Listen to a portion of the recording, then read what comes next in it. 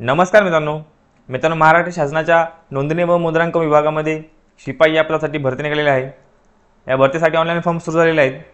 तर online form कसा भरावा त्याच्याबद्दल आपण संपूर्ण माहिती स्टेप बाय स्टेप बघणार आहे। तर मित्रांनो, तुम्ही जर या भरतीसाठी ऑनलाईन अर्ज करत असाल तर व्हिडिओ नक्की शेवटपर्यंत बघा, आपण संपूर्ण माहिती स्टेप बाय स्टेप बघणार आहे। तर आपल्या चॅनल जर पहिल्यांदा असेल तर आपल्या चॅनलला सबस्क्राइब करायला विसरू नका। तर चला मित्रांनो, व्हिडिओ सुरू करूया।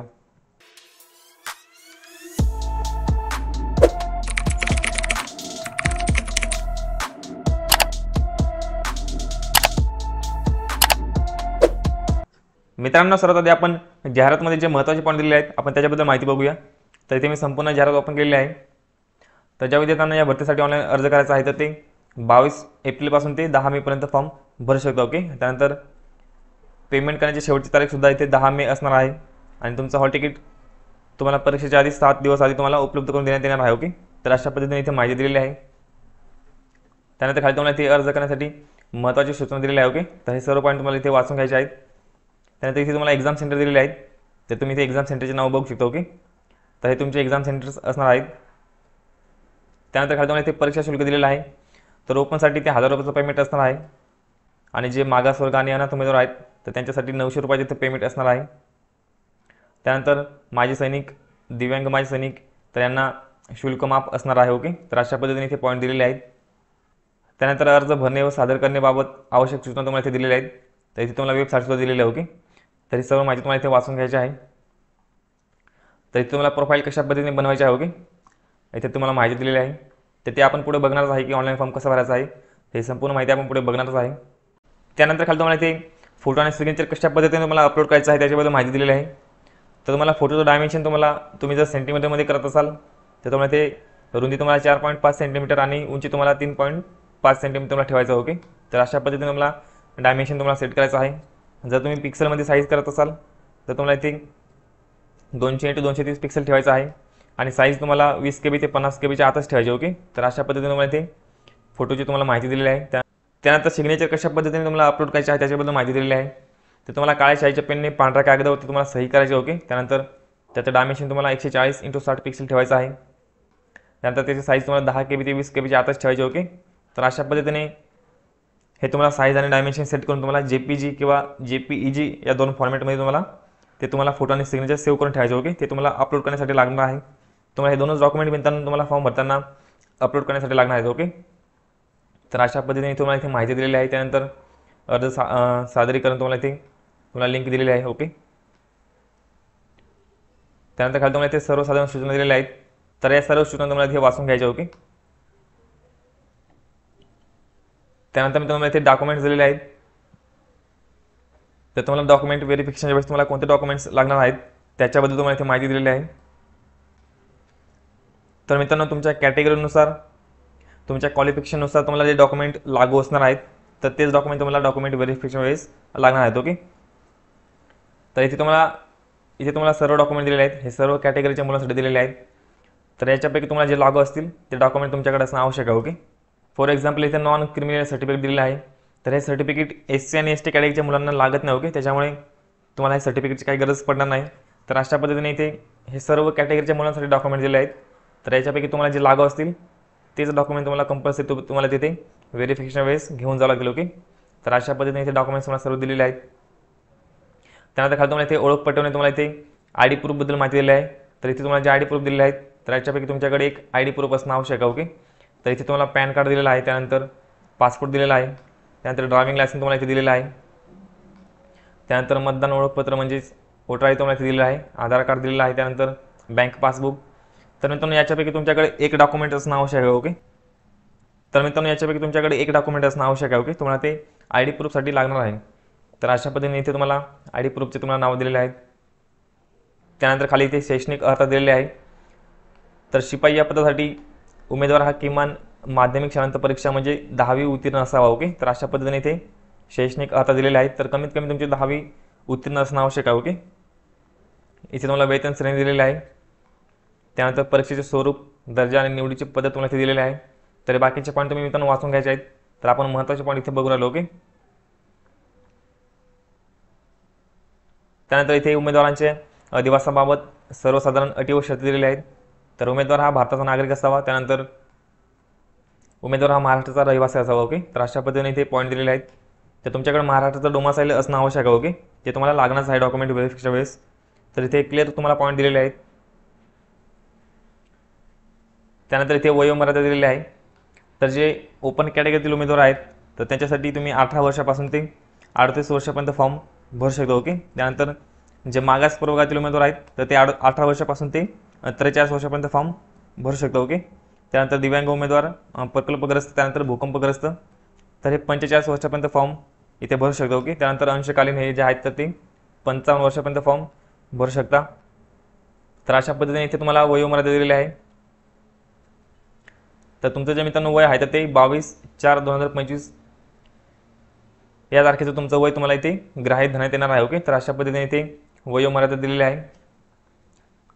त्यानंतर खाली तुम्हाला इथे आरक्षणाचे पॉईंट दिलेले आहेत. हे सर्व पॉईंट तुम्हाला वाचून घ्यायचे. ओके, तुम्ही जर याच्या आरक्षणामध्ये येत असाल तर तुमच्याकडे ते सर्टिफिकेट असणं आवश्यक आहे. ते तुम्हाला डॉक्युमेंट व्हेरिफिकेशन वेळेस लागणार आहे. ओके, तर अशा पद्धतीने इथे सर्व पॉईंट दिलेले आहेत. तर इथे आपण सर्व महत्त्वाचे पॉईंट बघितलेले आहेत. तर इथे तुम्हाला कॅटेगरी वाईज तुम्हाला वॅकन्सी दिलेल्या आहेत. तर कोणत्या कॅटेगरीसाठी किती जागा आहेत तुम्हाला इथे सर्व माहिती दिलेली आहे. तर मित्रांनो एकूण जर बघितलं तर एकूण 284 पोस्ट आहेत. ओके, तर अशा पद्धतीने इथे तुम्हाला सर्व माहिती दिलेली आहे. आणि खाली तुम्हाला सिलेबस दिलेला आहे. तर मित्रांनो तुम्हाला एक्झामचा जो पॅटर्न आहे ओके तर तो IBPS पॅटर्न असणार आहे. तर IBPS पॅटर्न जर तुम्ही बघितला असेल तर एका प्रश्नासाठी तुम्हाला 5 ऑप्शन दिले जाणार आहेत. ओके, तर अशा पद्धतीने इथे माहिती दिलेली आहे. आणि तुम्हाला इथे निगेटिव्ह मार्किंग नसणार आहे. ओके, तर अशा पद्धतीने इथे सर्व माहिती दिलेली आहे. तर मित्रांनो आपण जे जाहिरातमध्ये जे महत्त्वाचे पॉईंट दिलेले आहेत ते आपण सर्व पॉईंट बघितलेले आहेत. तर आता आपण ऑनलाईन फॉर्म कसा भरावा त्याच्याबद्दल माहिती बघूया. तर ऑनलाईन फॉर्म भरण्यासाठी मित्रांनो तुम्हाला मी लिंक जी आहे ती डिस्क्रिप्शन बॉक्समध्ये दिलेली आहे. त्या लिंकवर तुम्हाला क्लिक करायचं आहे. त्यानंतर अशा पद्धतीने इंटरफेस ओपन होईल. तर इथे तुम्हाला सर्वात आधी रजिस्ट्रेशन करायचं आहे. तर इथे तुम्हाला click here for new registration या ऑप्शनवरती क्लिक करायचं आहे. त्यानंतर अशा पद्धतीने इंटरफेस ओपन होईल. तर इथे तुम्हाला वरती स्टेप दिलेले आहेत. बेसिक इन्फॉर्मेशन, त्यानंतर photo and signature, details, preview, त्यानंतर पेमेंट. तर या स्टेप तुम्हाला कंप्लीट करायच्या आहेत. ओके, तर आता आपण सगळ्यात पहिली स्टेप बघूया. इथे बेसिक इन्फॉर्मेशन. तर सर्वात पहिले तुम्हाला इथे तुमचं स्वतःचं नाव टाकायचं आहे. त्यानंतर परत तुमचं स्वतःचं नाव इथे कन्फर्म करायचं आहे. त्यानंतर वडिलाचं नाव टाकायचं आहे किंवा पतीचं नाव टाकायचं आहे.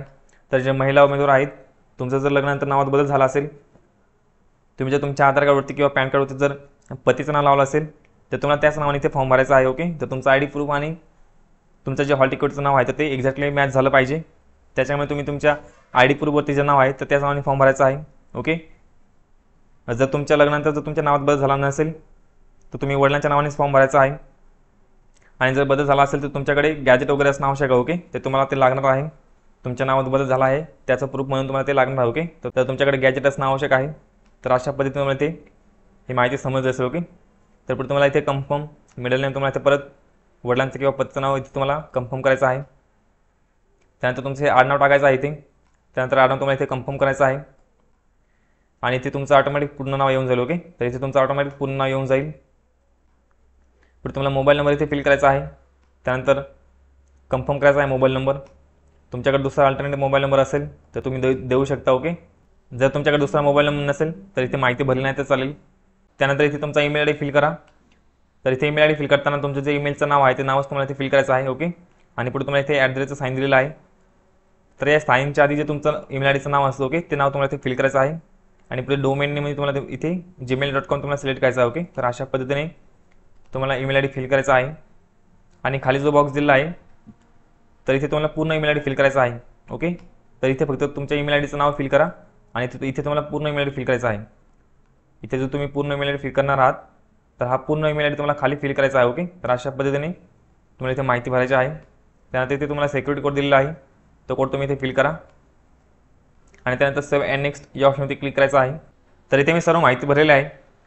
तर तुम्ही इथे तुमचं नाव, त्यानंतर वडिलांचं नाव, आडनाव तुम्ही माहिती भरताना पूर्ण कॅपिटल लेटर्समध्ये तुम्ही इथे माहिती भरू शकता. ओके, आणि तुम्ही माहिती भरल्यानंतर तुम्ही पुढे स्पेस देऊ नका इथे. ओके, नाहीतर तुम्हाला इथे प्रॉब्लेम होऊ शकतो, इनव्हॅलिड तुम्हाला इथे असं तुम्हाला एरर येऊ शकतो. ओके, तर त्यानंतर पुढे तुम्हाला ओके ऑप्शनवरती क्लिक करायचं आहे. त्यानंतर अशा पद्धतीने इंटरफेस येईल. तर आता इथे तुम्हाला तुमचा फोटो आणि सिग्नेचर अपलोड करायचा आहे. तर आता तुमचं रजिस्ट्रेशन झालेलं आहे. तुम्हाला इथे तुमचा रजिस्ट्रेशन नंबर आणि तुमचा पासवर्ड तुम्हाला दिसून जाईल. आणि हा ID पासवर्ड तुमच्या मोबाईल नंबरला सुद्धा येऊन जाईल. ओके, आणि तुमच्या मेलला सुद्धा येऊन जाईल. तर आता तुम्हाला तुमचा इथे लाईव्ह फोटो अपलोड करायचा आहे.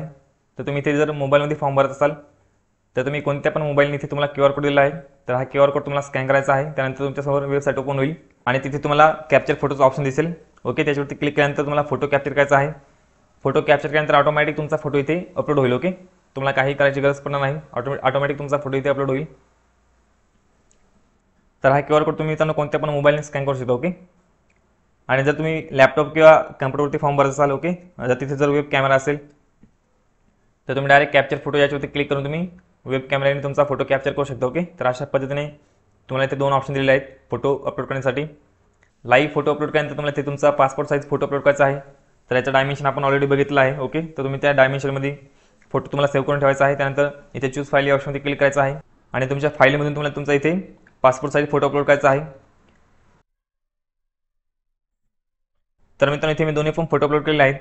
ओके, तर मी इथे QR कोड स्कॅन करून लाईव्ह फोटो अपलोड केला आहे आणि पुढे तुम्हाला इथे आय कन्फर्म या डिक्लेरेशन तुम्हाला टिक करायचं आहे. पुढे तुम्हाला चूज फाईल या ऑप्शनमध्ये क्लिक करायचं आहे आणि तुम्हाला तुमची सिग्नेचर इथे अपलोड करून घ्यायचे आहे. ओके, सिग्नेचर अपलोड केल्यानंतर तुम्हाला इथे आय कन्फर्म या डिक्लेरेशन तुम्हाला टिक करायचं आहे आणि पुढे तुम्हाला नेक्स्ट या ऑप्शनमध्ये क्लिक करायचं आहे. त्यानंतर अशा पद्धतीने इंटरफेस येईल. आता इथे तुम्हाला तुमचे बेसिक डिटेल्स आणि क्वालिफिकेशन डिटेल्स माहिती भरायचे आहे. तर इथे सगळ्यात पहिले तुम्हाला तुमची कॅटेगरी तुम्हाला इथे सिलेक्ट करून घ्यायची आहे. त्यानंतर तुम्ही कोणत्या जात प्रवर्गातून अर्ज करत आहात, तुमची कॅटेगरी तुम्ही इथे कन्फर्म करा. ओके, त्यानंतर इथे तुम्हाला अपंग उमेदवारांबद्दल माहिती विचारली आहे. तुम्ही जर अपंग उमेदवार असाल तर येस करायचं आहे आणि नसेल तर नो करायचं आहे. तर जे अपंग उमेदवार आहेत तर तुमच्याकडे 40% किंवा त्याच्यापेक्षा जास्त पर्सेंटेजचं सर्टिफिकेट असणं आवश्यक आहे. ओके, तरच तुम्हाला ते येस करायचं आहे, नाहीतर नो करायचं आहे. त्यानंतर तुमचे खाली ऑप्शन काही डिसेबल झालेले दिसतील आणि काही ऑप्शन तुम्हाला इनेबल दिसेल. ओके, तर अशा पद्धतीने तुम्हाला इथे माहिती भरायची आहे. तर जे ऑप्शन डिसेबल झालेले आहेत तर त्या ठिकाणी तुम्हाला कोणती माहिती भरायची गरज पडणार नाही. तर इथे तुम्ही कॅटेगरी सिलेक्ट केल्यानंतर तुमच्या कॅटेगरीनुसार तुम्हाला काही ऑप्शन इथे इनेबल दिसेल आणि काही ऑप्शन तुम्हाला डिसेबल दिसेल. ओके, तर अशा पद्धतीने माहिती भरायची आहे. तर इथे अर्जदार महिला आरक्षणाअंतर्गत अर्ज करीत आहे का. ओके, जर जे महिला उमेदवार आहेत त्यांनी इथे येस करायचं आहे. ओके, आणि जर तुम्ही नसाल तर नो करायचं आहे. त्यानंतर इथे नॉन क्रिमिनल सर्टिफिकेटबद्दल माहिती विचारलेली आहे. तर ज्या कॅटेगरीला नॉन क्रिमिनल सर्टिफिकेट लागतो की तर तुम्हाला इथे हा ऑप्शन आहे तो इनेबल दिसेल. तर आता इथे मी ST कॅटेगरी सिलेक्ट केली आहे त्यामुळे हा ऑप्शन इथे डिसेबल झालेला आहे. ओके, तर SC आणि ST कॅटेगरीला हे सर्टिफिकेट लागत नाही त्याच्यामुळे इथे हा ऑप्शन डिसेबल झालेला आहे. तर बाकी तुम्ही जर OBC कॅटेगरी SC किंवा NT मध्ये जर फॉर्म भरत असाल तर तुम्हाला हा ऑप्शन तुम्हाला इथे इनेबल दिसेल. ओके, तर अशा पद्धतीने तुम्हाला माहिती भरायची आहे. त्यानंतर कास्ट सर्टिफिकेट असेल तर येस करायचं आहे. ओके, त्यानंतर कास्ट व्हॅलिडिटीबद्दल विचारलं आहे, तुमच्याकडे असेल तर येस करायचं आहे, नाहीतर नो करायचं आहे. त्यानंतर इथे EWS सर्टिफिकेट तुमच्याकडे असेल तर इथे येस करायचं आहे, नाहीतर नो करायचं आहे. तर जे EWS कॅन्डिडेट आहेत ओके तर त्यांना हा ऑप्शन तुम्हाला इथे तुम्ही ते EWS सिलेक्ट केल्यानंतर तुम्हाला इथे ऑप्शन हा इनेबल दिसेल. ओके, तर अशा पद्धतीने हे ऑप्शन तुम्हाला समजून घ्यायचे आहेत. त्यानंतर एक सर्व्हिसमॅन असाल तर इथे येस करा, नाहीतर नो करायचं आहे. पण तुम्हाला अर्जदार दिव्यांग माजी सैनिक आहे का असेल तर येस करा, नाहीतर नो करायचं आहे. तुम्ही खेळाडू उमेदवार असाल तर येस करा, नाहीतर नो करायचं आहे. अनाथ उमेदवार असाल तर येस करा, नाहीतर नो करा इथे. त्यानंतर पदवीधर अंशकालीन विचारलेला आहे, तुम्ही असाल तर येस करा, नाहीतर नो करा. त्यानंतर प्रकल्पग्रस्त भूकंपग्रस्त असाल तर येस करायचं आहे, नाहीतर नो करायचं आहे. पुढे स्वातंत्र्य सैनिकाचे पाल्य आहात का असाल तर येस करा, नाहीतर नो करायचं आहे. त्यानंतर अर्जदार महाराष्ट्राचा आदिवासी आहे का. ओके, तर तुम्हाला इथे येस ऑप्शनमध्ये क्लिक करायचं आहे. तर तुम्ही महाराष्ट्राचे आदिवासी असणं कंपल्सरी आहे. ओके, तर अशा पद्धतीने इथे तुम्हाला येस ऑप्शन तुम्हाला सिलेक्ट करायचं आहे. त्यानंतर महाराष्ट्र कर्नाटक बॉर्डर जर तुम्ही राहत असाल तर इथे येस करा, नाहीतर नो करायचं आहे. त्यानंतर युद्धात मृत्यू पावलेल्या सैनिकांचे तुम्ही जर कुटुंबीय असाल तर येस करा, नाहीतर नो करायचं आहे. त्यानंतर आत्महत्याग्रस्त शेतकऱ्यांचे पाल्य किंवा तुम्ही इथे पाल्य असाल तर येस करायचं आहे, नाहीतर नो करायचं आहे. त्यानंतर तुमच्याकडे आधार कार्ड आहे का इथे तुम्हाला येस ऑप्शनमध्ये क्लिक करायचं आहे आणि त्यानंतर आधार कार्ड नंबर तुम्हाला इथे फिल करायचा आहे. त्यानंतर तुम्ही धार्मिक अल्पसंख्याक समाजातील आहात की नाही ओके तुम्हाला ते विचारलेलं आहे. जर असाल तर येस करायचं आहे, नाहीतर नो करायचं आहे. तर मित्रांनो खूप मुलांना हा पॉईंट समजत नाही. तर ज्या मायनॉरिटी कम्युनिटी असतात म्हणजे जैन फारसी किंवा बौद्ध किंवा ख्रिश्चन मुस्लिम या ज्या कम्युनिटी असतात ओके तर त्या मायनॉरिटी कम्युनिटीमध्ये येत असतात. तर तुम्ही त्या कॅटेगरीमध्ये जर उमेदवार असाल तर तुम्हाला ते येस करायचं आहे. ओके, जर तुम्ही त्याच्यामध्ये जर उमेदवार नसाल तर इथे नो करायचं आहे. ओके, तर अशा पद्धतीने हा पॉईंट तुम्हाला समजून घ्यायचा आहे. त्यानंतर अर्जदाराचा धर्म तुम्हाला इथे सिलेक्ट करायचा आहे. त्यानंतर नॅशनॅलिटी इथे इंडियन ऑटोमॅटिक आलेला आहे. पुढे तुम्हाला एक्झाम सेंटर निवडायचे आहेत. तर तुम्हाला 3 एक्झाम सेंटर तुम्हाला इथे कंपल्सरी निवडायचे आहेत. ओके, तर तुमचे जे जवळचे एक्झाम सेंटर असेल तर ते तुम्ही इथे सिलेक्ट करा.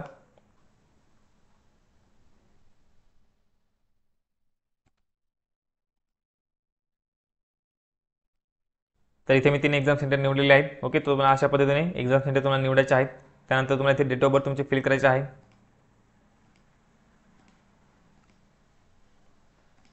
त्यानंतर तुम्हाला इथे तुमच्या 10वीच्या मार्क्सवरती जे नाव आहे ते नाव तुम्हाला ते फिल करायचं आहे. त्या 10वीच्या सर्टिफिकेटवरती तुमचं मित्रांनो सुरुवातीला आडनाव असतं. ओके, त्यानंतर स्वतःचं नाव असतं आणि त्यानंतर वडिलांचं नाव असतं. तर तुम्हाला ते नाव फिल करताना तुम्हाला ते स्वतःचं नाव टाकायचं आहे आधी. ओके, आणि त्यानंतर वडिलांचं नाव टाकायचं आहे आणि त्यानंतर आडनाव टाकायचं आहे. तर इथे तुम्हाला तुमचं स्पेलिंग तुम्हाला ॲज इट इज जे 10वीच्या मार्कशीटवरती आहे. ओके, तर तेच टाकायचं आहे. ओके, तर अशा पद्धतीने तुम्हाला इथे नाव फिल करायचं आहे. त्यानंतर जेंडर तुम्हाला ते फिल करायचं आहे. त्यानंतर तुम्हाला जुळे भावंड आहे का, जर असाल तर येस करा, नाही तर नो करायचं आहे. जर तुम्ही जुळे भावंड असाल तर तुम्हाला इथे नाव फिल करायचं आहे आणि त्यांचं तुम्हाला इथे जेंडर पण तुम्हाला ते द्यावं लागेल. ओके, तर अशा पद्धतीने इथे मला माहिती भरायची आहे. त्यानंतर मॅरिटल स्टेटस, तुम्ही मॅरिड आहात का अनमॅरिड आहात तो ऑप्शन तुम्ही इथे सिलेक्ट करा. त्यानंतर वडिलांचं नाव, आईचं नाव तुम्हाला इथे फिल करायचं आहे. ओके, त्यानंतर इथे तुम्हाला जोडीदाराच्या नावामध्ये तुम्ही जर मॅरिड असाल तर इथे पतीचं नाव किंवा तुमच्या पत्नीचं नाव तुम्हाला इथे फिल करायचं आहे. ओके, त्यानंतर पत्रव्यवहाराचा पत्ता तुम्हाला इथे फिल करायचा आहे. तुमचा इथे तुम्ही ॲड्रेस फिल करा. त्यानंतर इथे तुमचा जिल्हा तुम्ही इथे फिल करा. त्यानंतर राज्य तुम्हाला इथे सिलेक्ट करायचं आहे. त्यानंतर पिनकोड तुम्ही इथे फिल करा. जर तुमचा पत्रव्यवहाराचा पत्ता आणि कायमचा पत्ता सेम असेल तर तुम्हाला इथे या बॉक्सवर तुम्हाला टिक करायचं आहे. ओके, त्यानंतर तुमच्या कॅटेगरीनुसार ऑटोमॅटिक तुमचं ते पेमेंट तुम्हाला दिसेल. ओके, आणि पुढे तुम्हाला व्हॅलिडिटी युअर डिटेल्स या ऑप्शनमध्ये क्लिक करायचं आहे. त्यानंतर अशा पद्धतीने व्हेरीफाईड सक्सेसफुल तुम्हाला मेसेज येईल. पुढे तुम्हाला ओके ऑप्शनमध्ये क्लिक करायचं आहे. त्यानंतर सेव्ह अँड नेक्स्ट या ऑप्शनमध्ये क्लिक करा. त्यानंतर अशा पद्धतीने तुम्हाला इथे एज्युकेशन क्वालिफिकेशन तुम्हाला भरायचं आहे. तर तुमचं एज्युकेशन क्वालिफिकेशन 10 मे 2025 या तारखेपर्यंत कंप्लीट असलं पाहिजे. ओके, तर सर्वात पहिले तुम्हाला इथे तुमचं 10वीची माहिती भरायची आहे. ओके, तर इथे तुमचं बोर्डचं नाव तुम्ही इथे फिल करा. त्यानंतर डेट ऑफ पासिंग तुम्हाला इथे फिल करायचं आहे. तर डेट ऑफ पासिंग मित्रांनो हे तुम्हाला तुमच्या बोर्ड सर्टिफिकेटवरती डेट भेटून जाईल. ओके, तुम्हाला ही डेट मार्कशीटवरती भेटणार नाही. तुमचं जे बोर्ड सर्टिफिकेट आहे 10वीचं त्या सर्टिफिकेटवर तुम्हाला ही डेट भेटून जाईल. त्यानंतर पर्सेंटेज फिल करा आणि पुढे तुम्हाला इथे क्लास तुम्हाला सिलेक्ट करायचा आहे. ओके, तर अशा पद्धतीने तुम्ही इथे माहिती भरून घ्या. तर इथे मी सर्व 10वीची माहिती भरलेली आहे. ओके, आता पुढे तुम्हाला 12वीची माहिती विचारली आहे. तर इथे तुम्हाला 10वीला रेड मार्क दिलेला आहे. तर इथे बघू शकता मित्रांनो, इथे तुम्हाला रेड मार्क दिलेला आहे. तर 10वीची माहिती तुम्हाला कंपल्सरी भरावीच लागेल. ओके, तुमचं कमीत कमी शिक्षण 10वी असलं पाहिजे. ओके, जर तुमचं फक्त 10वी झालं असेल तर तुम्ही 10वीचीच माहिती भरा. ओके, जर तुमची 12वी झाली असेल तर तुम्ही 12वीची ते माहिती भरू शकता. ओके, तर ज्यांची 12वी झाली नसेल तर तुम्ही 10वीचीच माहिती भरायची आहे. तुम्ही 10वीच्या बेसवरती तुम्ही ऑनलाईन फॉर्म भरू शकता. ओके, त्यानंतर तुम्ही ते स्ट्रीम तुमची सिलेक्ट करा. त्यानंतर डेट ऑफ पासिंग तुम्ही ते सिलेक्ट करा.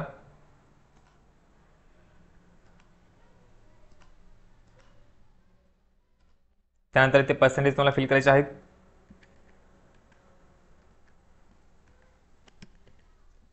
त्यानंतर तुम्ही क्लास तुम्ही सिलेक्ट करा.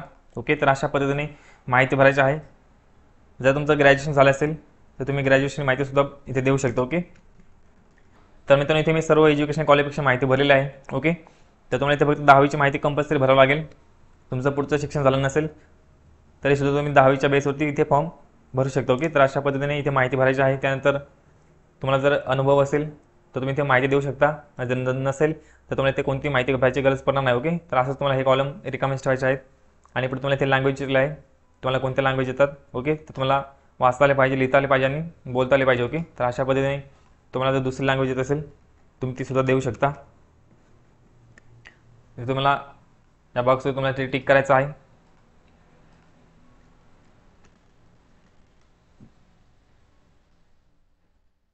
आणि त्यानंतर व्हॅलिडिटी टू डिटेल्स या ऑप्शनवरती क्लिक करायचं आहे.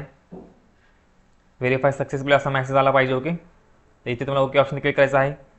जर तुम्हाला इथे एरर आला तर तुम्हाला इथे समजून घ्यायचं की तुमची कोणती तरी माहिती भरायची राहिलेली आहे. ओके, तर जी माहिती कंपल्सरी आहे ती माहिती जर भरायची राहिली असेल तर तुम्हाला ती परत भरावी लागेल आणि परत तुम्हाला व्हॅलिडिटी टू डिटेल्स या ऑप्शनवरती क्लिक करावं लागेल. त्यानंतर अशा पद्धतीने व्हेरीफाय तुमची माहिती होऊन जाईल. ओके, तर इथे ओके ऑप्शनवरती क्लिक करायचं आहे. त्यानंतर सेव्ह अँड नेक्स्ट या ऑप्शनवरती क्लिक करा. त्यानंतर अशा पद्धतीने तुमचा संपूर्ण फॉर्म तुमच्या समोर ओपन होईल. तुम्हाला संपूर्ण फॉर्म चेक करून घ्यायचा आहे. तुमची संपूर्ण माहिती जर बरोबर असेल तर खाली तुम्हाला इथे आय ॲग्री या डिक्लेरेशनमध्ये तुम्हाला टिक करायचं आहे. जर तुमची माहिती चुकली असेल, तुमचं स्पेलिंग वगैरे चुकलं असेल तर तुम्हाला इथे बॅक या ऑप्शनमध्ये जायचं आहे आणि तुम्हाला माहिती चेंज करून घ्यायची. ओके, जर तुमची संपूर्ण माहिती बरोबर असेल तर तुम्हाला इथे कंप्लीट रजिस्ट्रेशन या ऑप्शनमध्ये क्लिक करायचं आहे. त्यानंतर ओके ऑप्शनमध्ये क्लिक करायचं आहे. त्यानंतर परत इथे ओके ऑप्शनमध्ये क्लिक करा. त्यानंतर अशा पद्धतीने तुम्हाला इथे पेमेंट दिसेल. तर इथे आता तुम्हाला कॅप्चा फिल करायचा आहे आणि त्यानंतर सबमिट या ऑप्शनमध्ये क्लिक करायचं आहे. इथे ओके ऑप्शनमध्ये क्लिक करा. त्यानंतर पेमेंट करण्यासाठी इथे विंडो ओपन होईल. ओके, तर इथे तुम्हाला सर्व ऑप्शन दिलेले आहेत. तुम्ही क्रेडिट कार्ड, त्यानंतर debit card, internet banking, wallet, QR code, इथे UPI, तर इथे तुम्हाला एवढे ऑप्शन दिलेले आहेत. तुम्ही कोणत्या पण ऑप्शन इथे पेमेंट करू शकता. ओके, तुम्ही इथे QR कोडने करत असाल तर इथे क्लिक करा. त्यानंतर मेक पेमेंट या ऑप्शनमध्ये क्लिक करा आणि तुमच्यासमोर QR कोड ओपन होईल. इथे तुम्हाला प्रोसीड विथ पेमेंट इथे क्लिक करायचं आहे. त्यानंतर इथे QR कोड ओपन होईल. ओके, तर हा QR कोड तुम्हाला स्कॅन करून तुम्हाला पेमेंट करायचं आहे. तर पेमेंट केल्यानंतर ही वेबसाईट तुम्हाला ओपन करून घ्यायची आहे. ओके, तर ही वेबसाईट ओपन केल्यानंतर तुम्हाला परत इथे तुम्हाला लॉग इन करायचं आहे. तर इथे तुम्हाला तुमचा रजिस्ट्रेशन नंबर आणि पासवर्ड तुम्हाला फिल करायचा आहे. तर हा ID पासवर्ड तुम्हाला तुमच्या मेलला आणि तुमच्या मोबाईल नंबरला आलेला असेल. ओके, तर इथे हा सिक्युरिटी कोड तुम्हाला ते फिल करायचा आहे. त्यानंतर सबमिट ऑप्शनमध्ये क्लिक करायचं आहे. लॉग इन केल्यानंतर तुमच्या तुम्हाला फॉर्मची प्रिंट काढून घ्यायची आहे. ओके, तुम्ही जे पेमेंट केलं आहे त्याची पेमेंट स्लिपसुद्धा तुम्हाला प्रिंट काढून घ्यायची आहे. तर ही फॉर्मची प्रिंट तुम्हाला पुढील प्रोसेससाठी लागू शकते. ओके, तर तुम्ही फॉर्म भरल्यानंतर लगेच प्रिंट काढून घ्या. वेबसाईट बंद झाल्यानंतर तुम्हाला इथे परत लॉग इन करता येणार नाही. ओके, त्याच्यामुळे तुम्हाला लगेच प्रिंट काढून घ्यायची आहे. तर अशा पद्धतीने आपण स्टेप बाय स्टेप संपूर्ण माहिती बघितलेली आहे. आय होप तुम्हाला सर्व पॉईंट समजले असतील. तर मित्रांनो, व्हिडिओला नक्की लाईक करा. आपल्या चॅनल जर पहिल्यांदा असेल तर आपल्या चॅनलला सबस्क्राईब करून ठेवा. तर चला मित्रांनो, भेटूया पुढच्या व्हिडिओमध्ये. धन्यवाद.